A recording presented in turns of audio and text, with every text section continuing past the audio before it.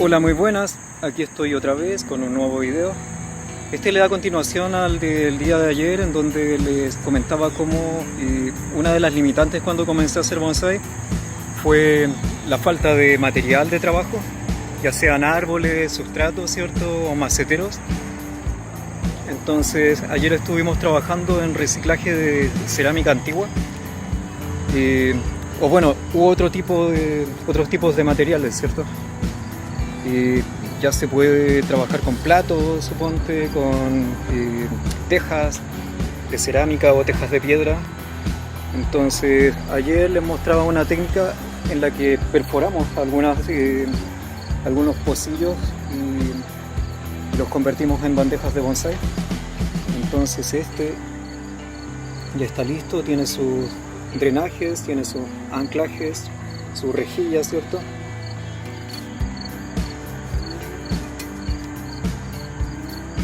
Y está listo para recibir el sustrato y un nuevo arbolito. Para trabajar este tipo de material tiene que ser al aire libre, en un espacio abierto, y traten de usar solo lo que van a necesitar. Entonces, el resto lo guardan bien. Eviten que el vapor que genera esté en contacto con los ojos. Y tienen que lavarse bien las manos antes de dejar que se seque el material en las manos, porque se pega fuerte, pueden arrancarse piel trabajando esto. Cada tubo trae un color distinto, entonces el truco es que tienen que hacerlo que quede de una pasta bien homogénea. Mientras no esté homogéneo y hayan pigmentos de cualquiera de los tonos de uno de los tubos, aún no está bien mezclado. Tienen que mezclar bien, esa es la clave. Si necesitan más tiempo para trabajarlo, pueden ponerle un poquito menos de endurecedor. Aquí el endurecedor es de color blanco.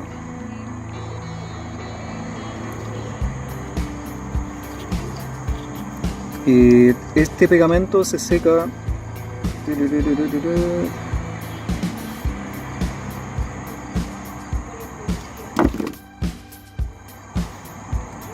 no dice, en la caja decía. Bueno, yo lo dejé 12 horas, el anterior trabajo que hice. Entonces ahora es simple. Les recuerdo que esto debe estar limpio, sobre todo limpio de grasas, y van uniéndolo así, untándolo así.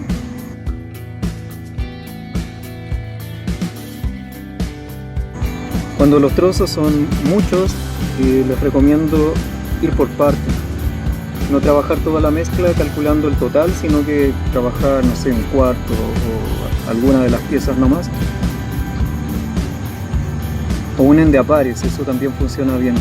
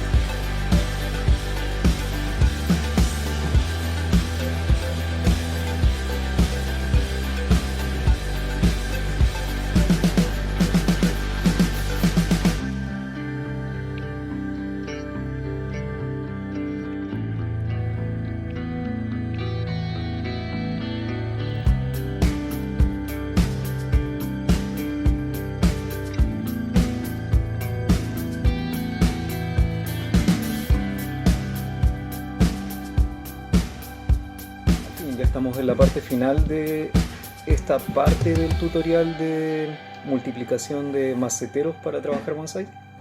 Y les comentaba que en mi experiencia una de las limitantes grandes fue el contar con macetas, ¿cierto? Entonces, claro, es cierto, trabajé maceteros plásticos y corté baldes y todo el asunto, pero no es lo mismo que trabajar cerámica como maceta de entrenamiento o incluso como macetero de presentación. Entonces fue bien limitado el acceso como a tener maceteros de buena calidad y comencé a eh, inventar cosas, ¿cierto? Probé hasta con botellas, cajas de leche, no sé, cosas que hoy en día no ocupo, pero sí sirvieron sobre todo para multiplicar plantas.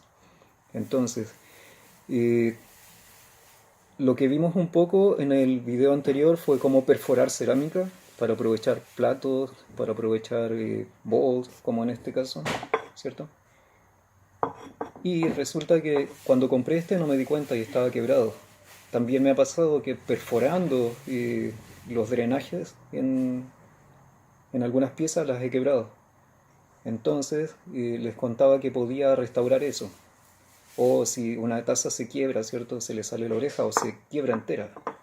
Y hay técnicas de cómo restaurarlas usando pegamento. Entonces, este ya está listo, lo puse ayer a secar. Hoy ya está listo, es de una sola pieza, pese a que se quebró en varias partes. Pero hoy es una pieza. Ahí se nota la línea del pegamento. Entonces, les comentaba que existe una técnica para darle valor agregado a esas piezas, pero básicamente es una filosofía. Y ahora cuando quise traducir eso, la filosofía del Kintsugi, ¿cierto? Me topé que, bueno, la traducción literal casi es como carpintería en oro, pero está dentro de un concepto más grande que sería el Kintsukuroi. Entonces, Kintsukuroi tiene que ver con darle valor como a esas cicatrices. Y voy a tratar de explicarlo de una manera en la que yo sienta que traduje bien la idea, el concepto, porque básicamente cuando hablamos de Oriente y Occidente tenemos muchas cosas que no se pueden traducir literalmente. Necesitamos como hacer un ejercicio más grande para que se entienda, ¿cierto? Entonces, este concepto, les voy a contar la historia, de dónde viene, el qué implica y de cierta manera la aplicación o contextualización en los tiempos en los que estamos. No podría decir significa como eso, carpintería en oro, o joyería, no sé, en oro. No es lo mismo. Para mí, no sé, joyería en oro es como hacer un anillo, o carpintería en oro como hacer aplicaciones para, no sé, ganchitos, no sé si bisagras o cosas, pero ese estilo no es vacío, absolutamente vacío. Me pasa lo mismo cuando escucho traducciones del Mapazongún que realmente no comunican. Por ejemplo, la palabra kuruf, que significa literalmente viento, pero como la cultura antigua representaba el viento o la emoción que transmitía el viento, ese ser vivo, ¿cierto? Que de cierta manera puede ser tu aliado y puede ayudarte a llevar mensajes a la distancia. Ese ser parte del todo, el equilibrio, ¿cierto? De este ser burbuja, nave, tierra, voladora espacial, que nos cobija, nos contiene, ¿cierto? Nos alimenta y somos parte esencial de ella. Entonces el hermano viento, que puede ser nuestro aliado, y en rituales, en ceremonias puedo comunicarme con su esencia, su alma, y tienes ahí un ser elemental potente que es un maestro, te puede enseñar muchísimo. en la práctica comprender qué tipos de viento existen, qué implica un viento y el otro, aprender de física simple como, no lo sé, efectos como la convección, el viento caliente sube o el calor sube, entonces genera una corriente ascendente que por presión va a generar movimiento. El viento frío o el frío baja, ¿cierto? Las partes bajas de los iglús es donde capturan el frío, forman un pocito como al lado de la puerta para que no te congeles si tocas el piso del iglú. Entonces convección genera movimiento. El viento ayuda a distribuir las temperaturas en la tierra. De cierta manera armoniza todo, ¿cierto? Gracias al sol se generan estos cambios de temperatura entre el sol y la sombra y entre altura y bajo, no sé, entre el ecuador y los polos. Entonces tienes el viento que distribuye las temperaturas, el polen, las semillas, que puede generar energía, es un aliado, ¿me entiendes? O puede ser un brutal enemigo si no lo sabes entender. Entonces, ¿cómo traduzco todo ese concepto en una palabra simple? Viento. No dice mucho. Lo mismo pasa, bueno, el Mapudungun no se escribe, pero sí puedes explicarlo, y hay muchas maneras de cómo definir procesos naturales, ¿cierto? La forma en cómo caen las hojas. Tiene palabras específicas para cosas así. Entonces, el español, no lo sé, se queda muy corto, necesito hablar de un contexto más grande, conceptualizar. Entonces, entendiendo también, bueno, estoy comenzando a tomar clases de caligrafía, pero en chino, y voy a no tomarme atribuciones, aprovechar una ventaja. Estoy recién partiendo, entonces para mí estoy entusiasmado de eso, pero también entiendo que tiene una forma, tiene más rituales que, no sé, tomar mate en Chiloé. Entonces, si dibujas un icono, el movimiento que haces con el pincel, el cómo partes, ¿cierto? Cómo vas desarrollando el dibujo, y también son ideas que transmiten emociones y transmiten... puedes cambiar completamente lo que quieres decir en la manera en la que lo haces. Entonces,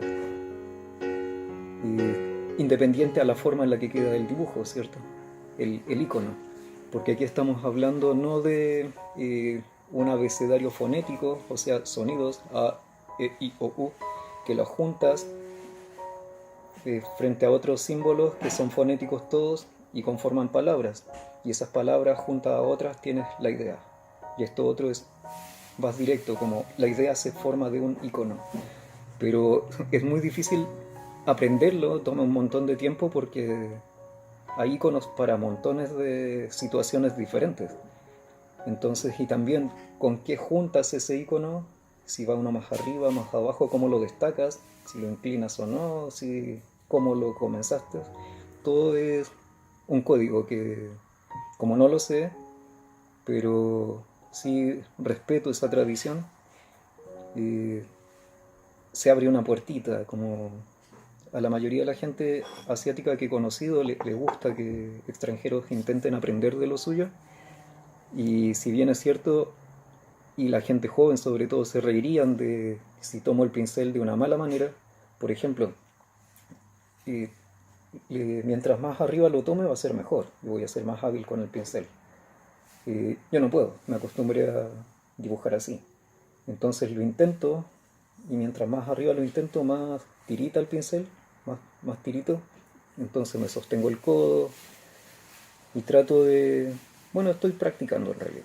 Ya asumo que estoy practicando y aún no tengo las habilidades. Pero para comunicar lo que les quiero comunicar, va muy de la mano si hablo de el concepto mientras trazo los iconos, y de esa manera yo me sumerjo en la cultura, ¿cierto? Y en lo que quiere decir, siguiendo obviamente todo, tratando de respetar todo lo que entiendo por. Entonces, y esa puertecita abierta de que a ellos les gusta que los extranjeros traten como de aprender de su cultura. Y otra cosa, mucho de la cultura oriental tiene influencia de Confucio, entonces nadie va a decirme qué mal lo estás haciendo, dedícate a otra cosa, no sé. Ni hablar a espaldas de mí porque tienen mucho esto de respetar al otro, son culturas colectivas, entonces es difícil que... De hecho, en Corea ellos tienen como este código de cuidar no perder tu cara, porque si pierdes la cara eres alguien sin honor. Entonces si tú andas hablando a espaldas de alguien o dices algo que no vas a cumplir, no sé, eres un ser no honorable. Y esto es influencia de Confucio directo, pero a la vez súper eh, eh, no sé cómo decirlo, amigable el estar allá, porque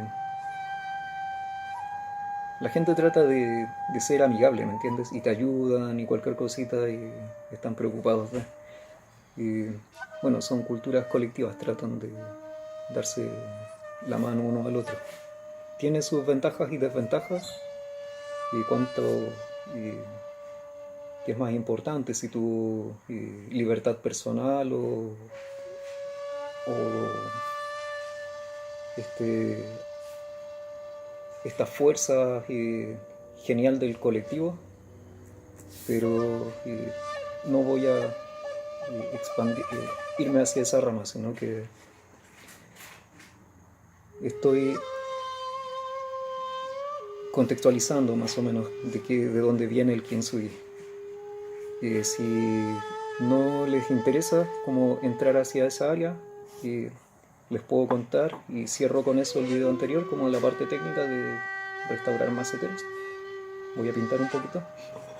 Usé pegamento epóxico, tiene un endurecedor y un metal líquido. La pieza quedó de una, como si nunca antes nada le hubiera pasado. Y ahora paso a lo siguiente, que el Kintsugi tiene que ver con hermosear como esas cicatrices. Voy a explicarlo un poco más largo luego. Entonces parte del hermosear este macetero y darle un valor agregado, ellos trabajan en la restauración con oro, ¿cierto? Para darle a la cicatriz, a esa grieta, mucho más valor del que tenía antes, porque hace que la pieza sea única en el mundo. Cuando esta lo produjeron en serie venían miles en containers, no sé, a precio de nada. Pero ahora esta va a ser la única pieza que tiene esas formas y que tuvo ese accidente, digámoslo, que la va a convertir luego de su restauración en una pieza exclusiva. Y va a tener el honor de contener un árbol que va a crecer en ella durante un largo tiempo. Entonces ya no vale lo mismo que valía antes. Ahora es esa pieza, que hasta puede tener nombre, ¿cierto? Y claro, como no voy a rellenarla con oro, ni sellar la resina que se unió con polvo de oro, lo que hice, luego de utilizar el pegamento acrílico, o sea, pegamento epóxico, lo dejé secar. Y probé con pincel, pero me gustó mucho más hacerlo así, como con un palito. Esta pintura es pintura acrílica, el agua no le va a hacer nada y tiene el acabado dorado. Entonces, básicamente lo que he ido haciendo ha sido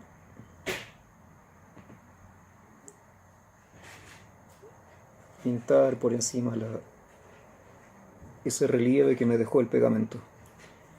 Existen otras maneras, que es el mismo pegamento, tú lo limpias cuando terminas, le pasas un pañito y dejas todo plano, lo más plano posible. Y luego utilizas pasta de relieve de la que usan, bueno, en las iglesias antiguas utilizaban estos vidriecitos de colores que unían por una técnica que le llaman vitral. Hay una técnica un poco alternativa que no necesitas quebrar el vidrio, pero usas una pasta relieve para hacer la unión como entre los cristales supuestas. Y se llama vitró. Bueno, esa pasta de relieve hay mucha que es dorada o plateada, color cobre. Entonces, si usas esa pasta dorada directo, incluso si te gusta mucho la estética de cómo va a quedar esta pieza,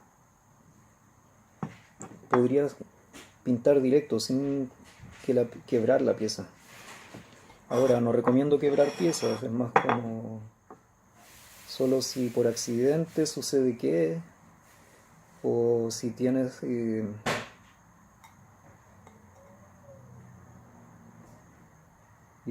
bueno, eso.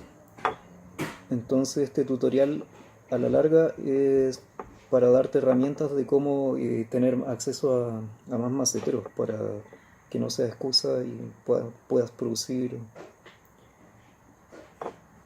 la mayor cantidad de árboles posibles.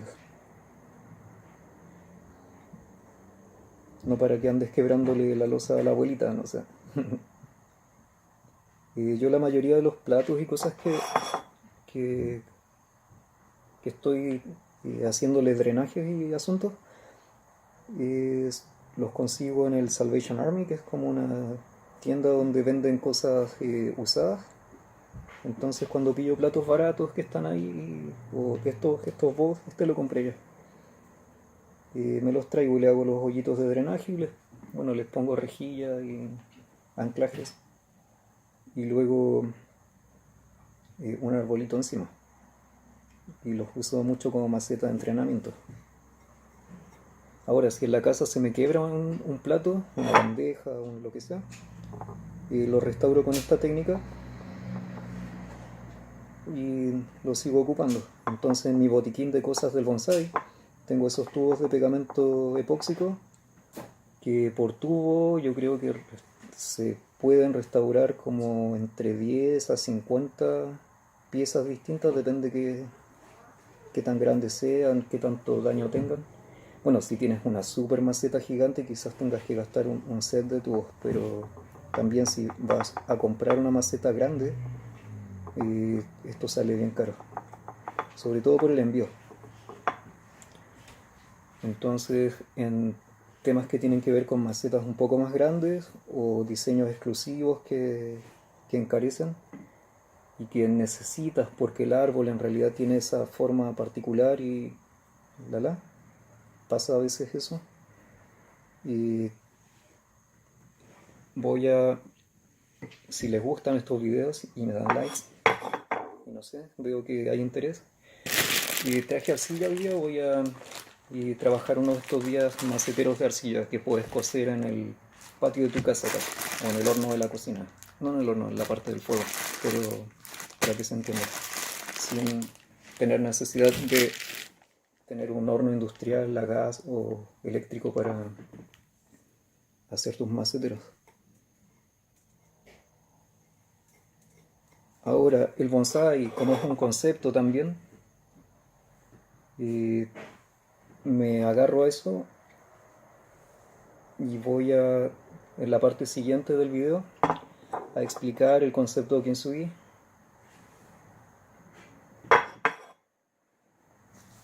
o Kintsukuroi, más bien, que sería el concepto grande, y a escribir las letras mientras les cuento en su caligrafía.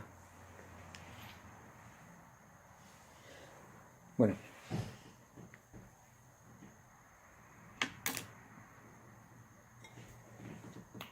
tiene que esta pieza obviamente secarse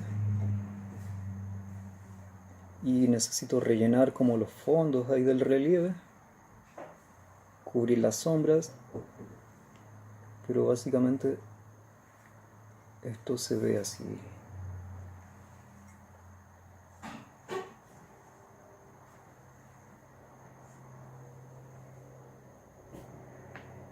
Y con el árbol dentro, en unos meses tengo ya visto algún arbolito que va a tener el honor.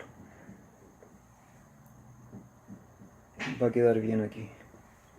Los agujeros de drenaje, ¿cierto?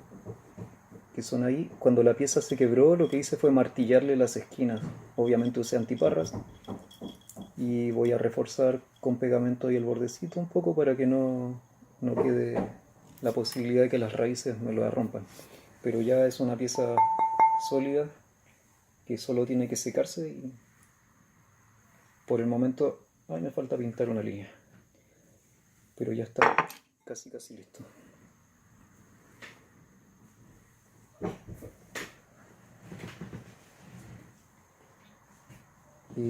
La mayoría pintan con pincel esto. Yo creo que me queda más cómodo hacerlo con este palito.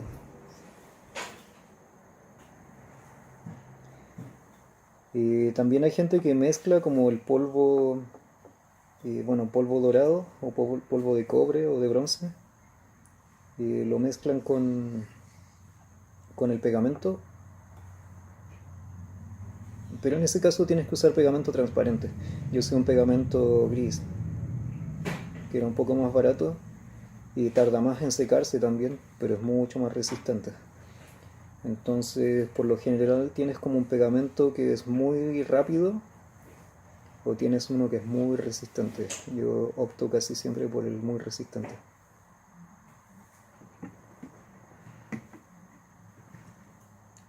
Bueno, ahí está.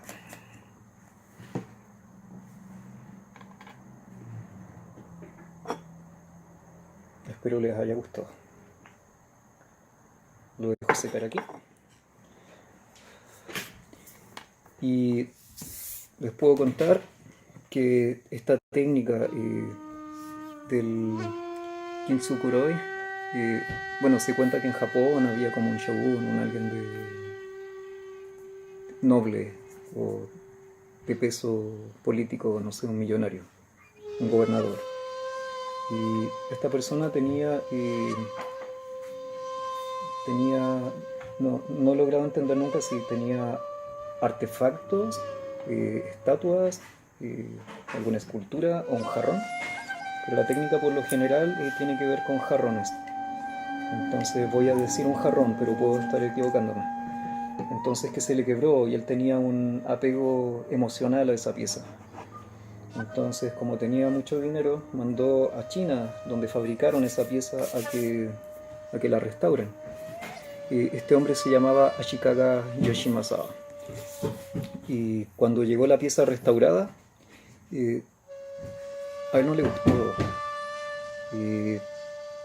No le gustó porque, hay dos vertientes, que fue la restauración muy mal hecha y otro que fue súper bien hecha en el sentido de que no se notaba que había sido restaurada. Entonces, cuando eso pasa también tratas como de cerrar la herida de una manera en la que la maquillas tanto. En nuestras vidas sería como: tengo un problema que lo entierro y trato de no tocarlo y que parezca que nada pasó, ¿me entiendes? Entonces, a él no le gustó, eso sí lo tengo claro. Y envió a estos artesanos como del kintsugi,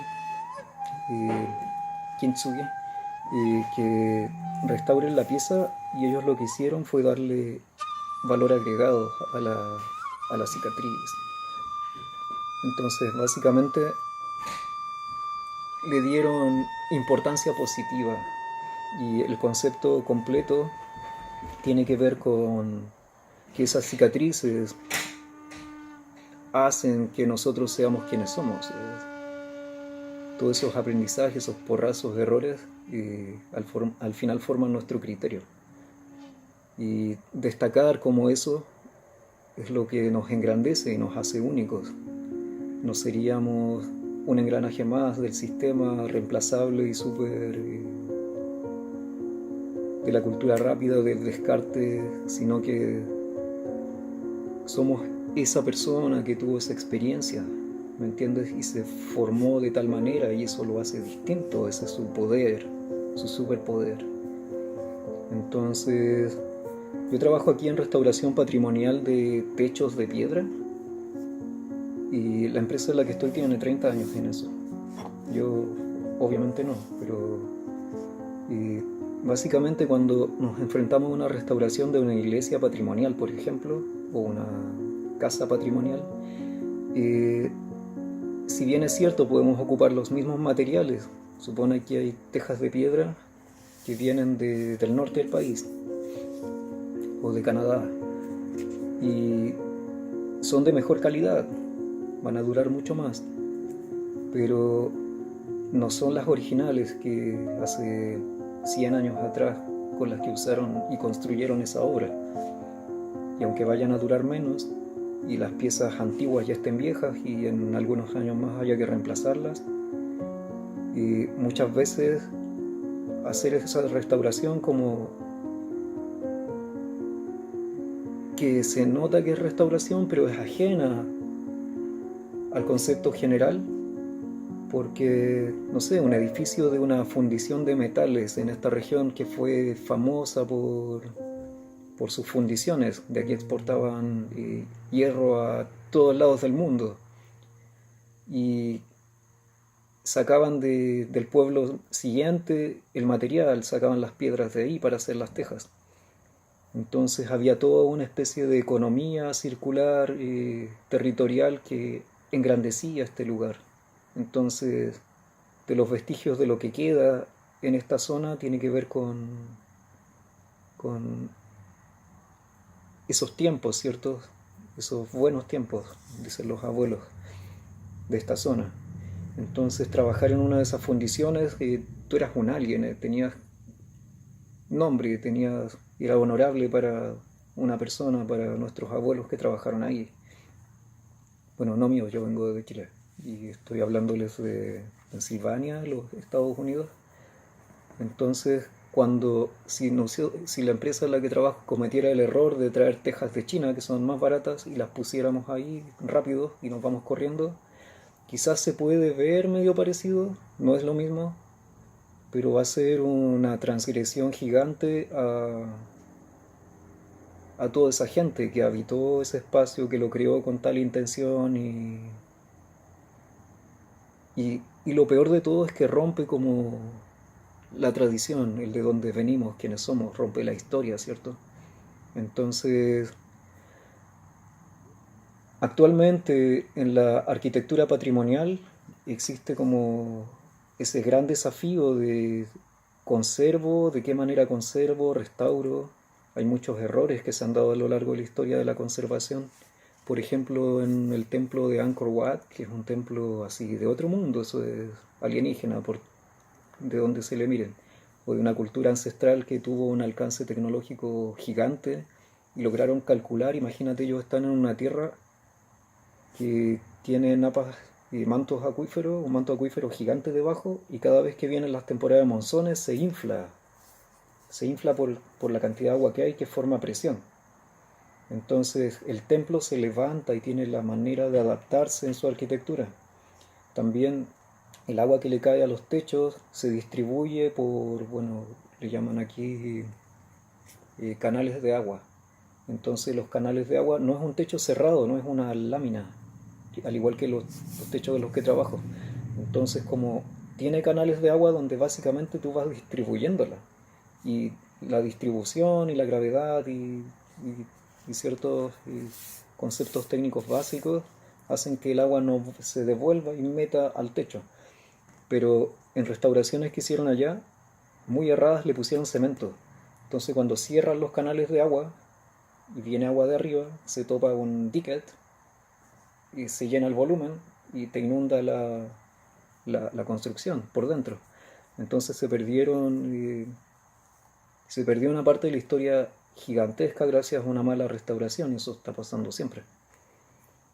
Y porque no se entiende lo que es restauración, entonces no se entiende lo que es patrimonio. Y quienes no conocemos nuestra historia estamos condenados a repetirla. Ese es nuestro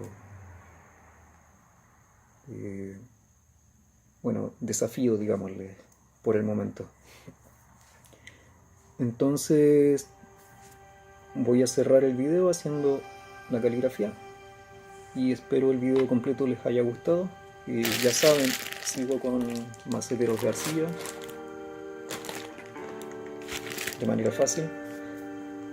Y eso, cualquier comentario me lo hacen saber.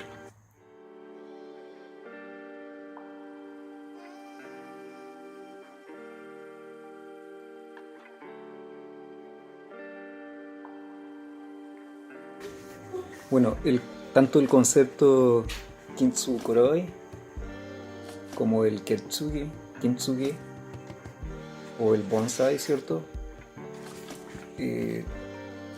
Son conceptos mucho más grandes de lo que en sí la palabra implica, ¿cierto?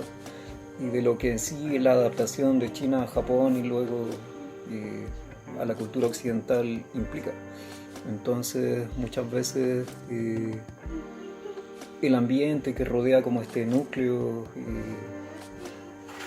conceptual es mucho más comercial. Es como, ok, hago bonsai, voy a la tienda, compro mis insumos y junto y pego. Compro el arbolito de vivero, compro el abono, el suelo, la maceta, pero más que unir partes, los bonsaistas en sí tenemos cierto entendimiento de cómo la naturaleza funciona. Entonces, eso en realidad es lo esencial. Si más adelante les gusta este video, los que siguen les gusta el estilo, como tratando de entender el concepto desde su raíz histórica y luego contextualizarla al tiempo en el que estamos, puedo invertir tiempo a hacer un video donde explique más del tema. Pero en sí, ese superpoder del que les hablaba se necesita urgentemente ahora, en los tiempos en los que estamos como cerca del borde del agotamiento de los recursos naturales de la Tierra, ¿cierto? Entonces, donde lo comercial está arrasando por sobre la vida, en donde la gente ignora cosas básicas, leyes fundamentales de la naturaleza, ¿cierto? Como una planta crece. Pero las personas que han tenido como esa experiencia de transformación profunda, ese vínculo que ha recordado y que de cierta manera podemos dedicar horas y horas a ver cómo las plantas crecen, ¿cierto? Y a entender desde ahí cómo debiéramos actuar. Eso mismo extrapolable como al nivel un poco más macro, saliéndonos de la maceta, ¿cierto? Que básicamente es una síntesis de lo que la naturaleza esencialmente posee. Y básicamente gente de conocimiento antiguo se dio cuenta que si nos despojamos de esa energía sagrada, ¿cierto?, de la naturaleza y del universo y extrapolable a nuestras casas, igual, como el caso de lo que el Feng Shui hace, nos terminamos convirtiendo en personas que carecemos de esa conexión sagrada y carecemos de ese algo que nos falta, que nos tiende a llevar a depresiones, nos tiende a llevar a vidas que no tienen sentido. Entonces, mucho de lo que estos conceptos antiguos tratan y se esconde en sus caligrafías y se esconde en sus tradiciones tienen que ver con volver a reconectarnos, ¿cierto? Y hoy más que nunca en estos tiempos es algo que se necesita, que es vital reaprender. Y quienes lo han descubierto, cultivando el bonsai, por ejemplo, creo que es momento en que debemos compartirlo con los demás. La razón por la cual estoy haciendo estos videitos, ¿cierto? Y bueno, si les gusta el estilo me lo cuentan y nos vemos al próximo si esto sigue. Cariños, cuídense.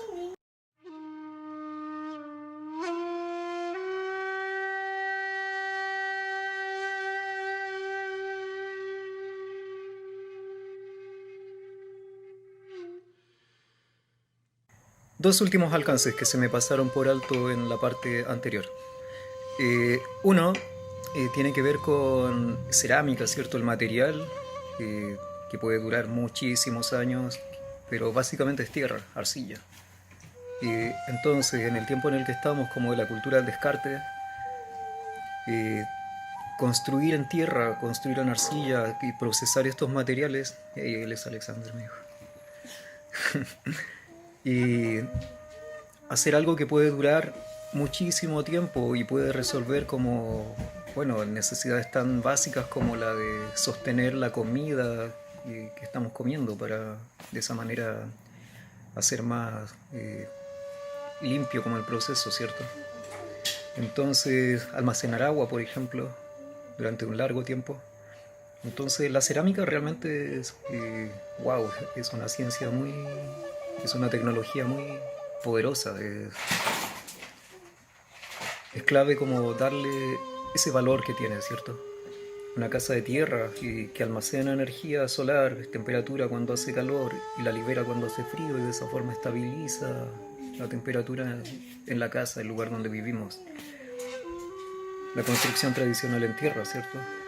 Eso comparado con la cultura rápida del descarte y del consumismo extremo, en donde la gente no es más que fichas que necesitan trabajar por dinero para pagar lo que la casa les consume, comparado con muchas de las culturas tradicionales que utilizan este otro tipo de materiales que no son industriales, no son de una huella ecológica gigante, no gastan petróleo para trasladarse de un lado al otro en el en el planeta, en el globo, y, y están ahí al alcance de tu mano.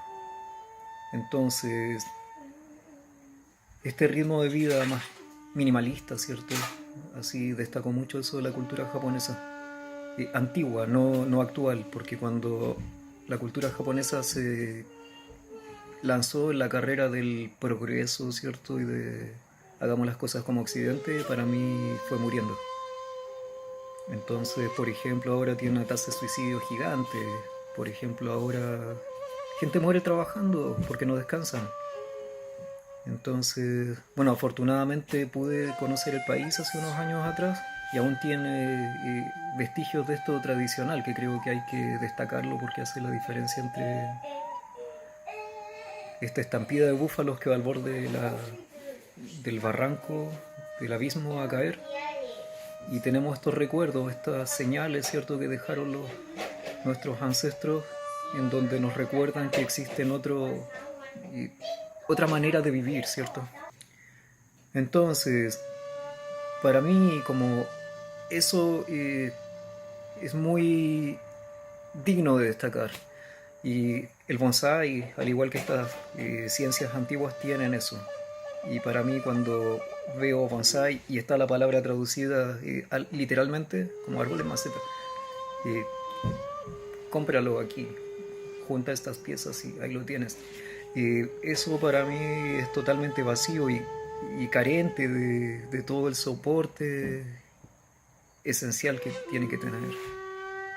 Entonces, en algún otro video, como les comentaba, puedo hablar más de qué implica bonsai como concepto y sobre todo en nuestros tiempos el rol que podría tener, ¿sí?, de ayudarnos a mejorar nuestras vidas y ayudar a estos zombies descabezados que andan por aquí y por allá tratando de trabajar todo el día para cuando jubilen comprar un taxi y seguir trabajando.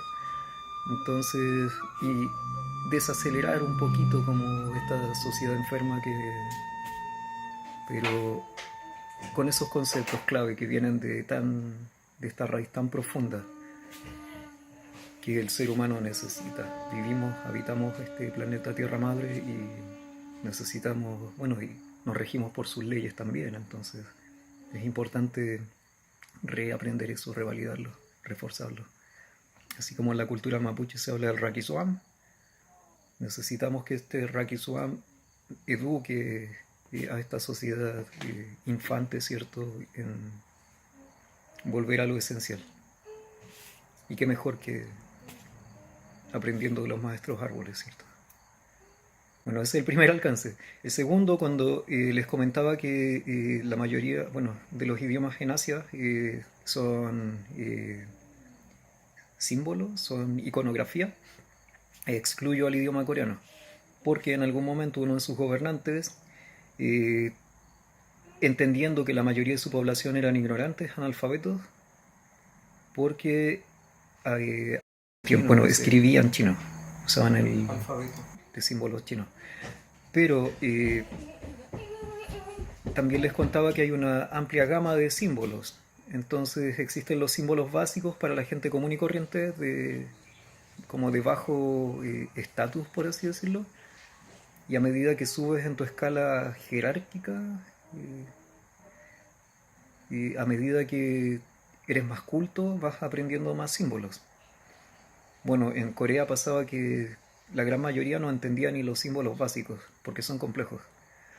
Eh, Sobre todo los tradicionales medianos, porque los tradicionales antiguos son bien básicos. Si tú hablas de caballo, tú ves el símbolo y tiene la forma de caballo. Si hablas de árbol, parece un árbol el árbol. Pero en la iconografía tradicional hubo un momento donde se comenzó como a sintetizar y a, no lo sé, decorar demasiado para mi gusto y perdió un poco esa simplicidad. Entonces actualmente existe también el chino simplificado, que es moderno pero basado en el antiguo no tan antiguo. Entonces logras entender si estudias, pero aún así cuesta. Bueno, en ese tiempo a los coreanos les costaba muchísimo. Y lo que hizo este emperador, creó un lenguaje fonético basado en caracteres y cada carácter tiene un sonido y ese sonido representa, junto a otros sonidos, representan palabras, igual que en nosotros, en el lenguaje, bueno, occidental, digamos, ya sea un idioma u otro. Entonces en Corea no son ideogramas, el lenguaje coreano es fonético. Y es bien simple de aprender en realidad. De hecho, se juntaron sabios y les encargaron que dibujen un alfabeto muy simple de entender. Entonces la mayoría son circulitos o línea como una L hacia un lado, o línea como L hacia el otro, o como una S, como una culebrita, o entonces son símbolos muy muy simples. Y eso, ese es el alcance para que si alguien ve el video no diga, oh, está diciendo que en Asia en general eh, el lenguaje eh, basado en símbolos. Y si a alguien le interesa también entender un poco más de estas culturas que tienen tanto que enseñarnos, eh, fue que quise aclarar estos aspectos. Bueno, chao.